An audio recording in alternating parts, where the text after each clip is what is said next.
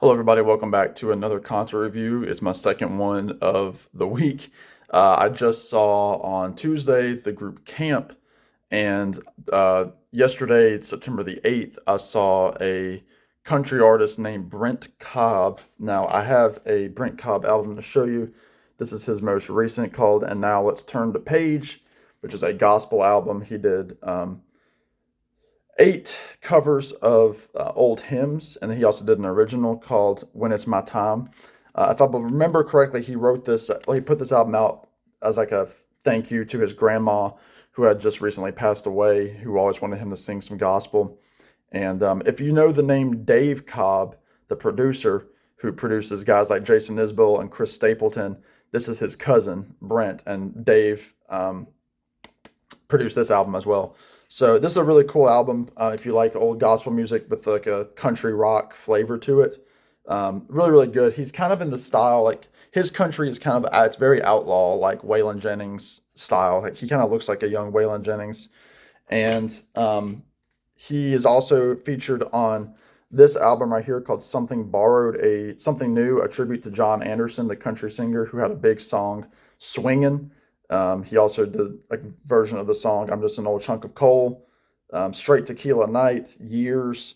But Brent Cobb does the song "Wild and Blue" on this album, which he did last night. Now, I'd never seen Brent Cobb before. I'd thought about seeing him several times, but the drive was always a little bit further out than I wanted to go. This was a free show about 40 minutes from my house. It was some sort of deal that this venue made with several artists going into the fall to host free shows, and it was a sold out show. Everybody wanted to see Brent, and probably 350 people had come to this venue, standing room only. And again, I'd never seen him, so I was just going. It was something to do. I liked a few of his songs, and was happy to go. Went by myself. And again, if you like Waylon Jennings, if you like, kind of like that alt country style, he's pretty straight ahead country music, but it's a little bit raw. It's not like Nashville music, but he also writes for a lot of modern singers, like a lot of modern like country mainstream artists, unfortunately, like Miranda Lambert, Kelly Pickler, Cody Jinks, people like that. And the opener of the show was a guy named Josh Morningstar, who's also written for um, Cody Jinks. Again, I don't know these people. I just know the names. And the opener, Josh Morningstar, it was very cool because he's a song. He kept saying during the show that he's a songwriter first and foremost. That he's not a guitar player. He's not a singer. And he did a Chris Christopherson tune. And he kind of came out of the gate saying, "I like to do my songs. I like to do songs that I wrote for other people, and I like playing other people's songs." And so he invited his wife out, who's also one of his co-writers.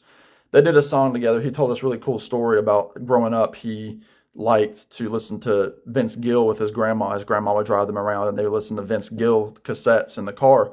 And he was saying one day he was writing a song, and he sent it in, and somebody called the lady that was going to sing the song, and was like, "Hey, I'm going to sing your song." And he said, "Oh, thank you so much for taking my song. I appreciate that."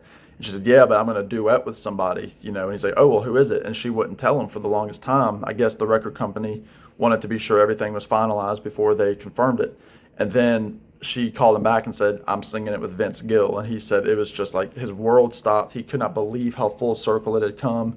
So it was very cool. He was kind of like a stoner country dude. He had one song called "I Like Weed," which didn't have any depth to it, but kind of looked a little bit like a Johnny Depp type. Like he had like tattoos on his chest and rings, and his hair is kind of coming down out of a hat. But he seemed very humble with his work, which was cool. And like I said, his wife came out. They sang that song that he wrote for that Vince Gill sang, and then he started playing a little number by John Prine called "In Spite of Ourselves." And those of you that know my channel know I'm a mega John Prine fan. And "In Spite of Ourselves" is not from like the early days of John Prine. It was a song that he did for the album of the same name, which was a duets album. It was the lone original on that album, and he sang it as a duet with Iris DeMent. And so this guy, Josh Morningstar, and his wife started singing it like note for note. And it was so cool because like the crowd at the show was very much like a honky tonk country music festival crowd, and that's not my scene at all. People like in their denim shorts and their cowboy boots and the hats and the trucker hats and the beer. I'm it was it was like the people that were putting on that look of like we're country music fans, and it's like no, you're not. You're just fans of coming out here and dressing up like a cowboy. But it was cool because so many people knew the song "In Spite of Ourselves," and that's again not a only people that know John Prine know that song, and so it was cool to hear the whole audience sing "In Spite of Ourselves." One of my favorite songs to play on guitar.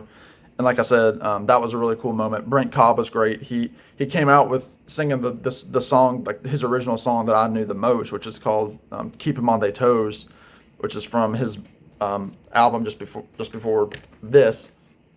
He does have a new album coming out. He sings several songs from that, and top notch band. He had it was Brent and four other guys. He had a lead guitarist, bass, drums, and a guy on keys, and really, really good show. If you like country outlaw music, he's full on country. Again, he looks like a young, like Waylon, but he could have fit in there with like Charlie Daniels and guys like that. So check out Brent Cobb. If you like gospel music, check out this album. And now let's turn the page, and yeah, that'll do it. So in the meantime, y'all be good. Take care. Subscribe. I'm very close to 900 subscribers. Thanks to all the new subscribers. Appreciate you. And until the next time, we'll talk to you real soon. Bye now.